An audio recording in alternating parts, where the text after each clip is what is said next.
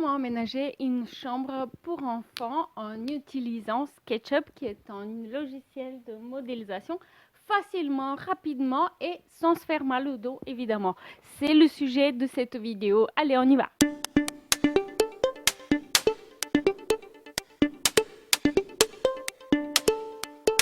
Bonjour, comment allez-vous? Alors, en effet, SketchUp, c'est un logiciel très facile à utiliser avec lequel vous pouvez très vite modéliser vos propres meubles, les meubles que vous avez déjà, afin d'avoir une modélisation la plus fidèle à la réalité en termes d'aspect du mobilier, mais aussi en termes de dimension. Donc, fini l'aménagement approximatif avec des meubles tels qu'ils sont disponibles dans la bibliothèque du logiciel.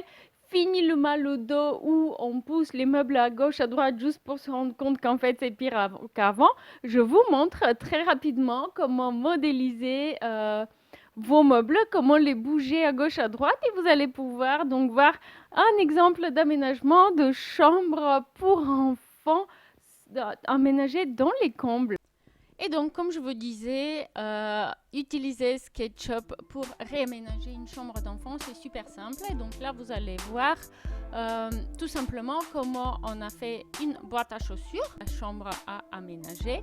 Et pour cela, vous avez simplement un outil qui vous permet, à partir d'un état des lieux, de taper ici, par exemple, mettons que vous avez une chambre qui fait 3 mètres par 3 mètres, de taper vraiment vos dimensions. Et très rapidement de faire votre chambre pour enfants. Et donc là, vous voyez comment on a fait une surface. Mettons qu'en hauteur, ça fait 2,50 m. Hop, 3 mètres par là.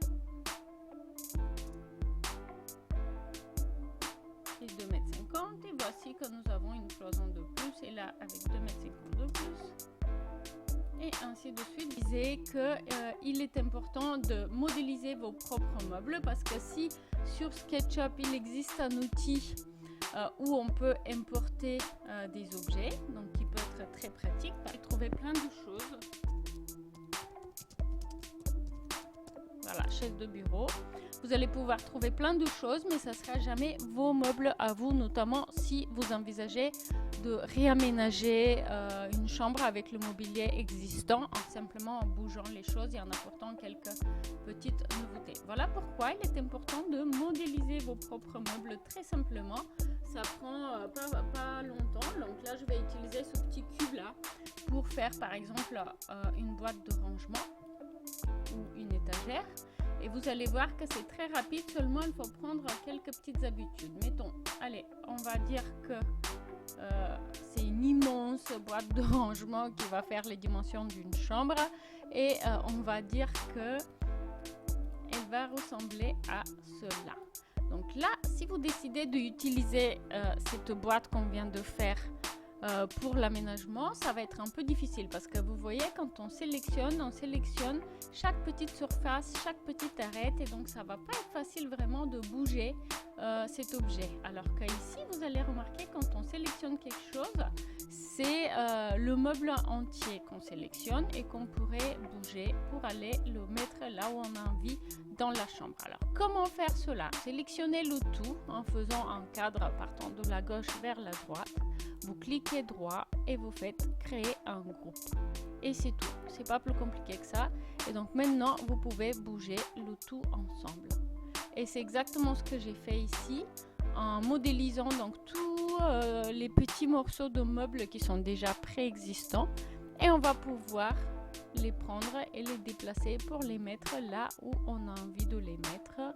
On peut bien sûr aussi les faire pivoter.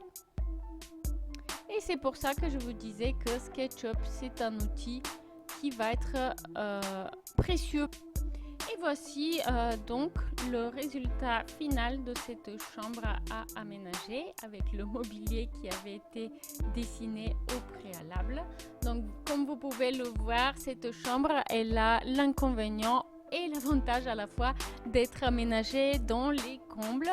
Et du coup, il y a d'importantes surfaces dans la chambre qui sont à une hauteur sous-plafond inférieur à 2,50 m, voire inférieur à 1,80 m.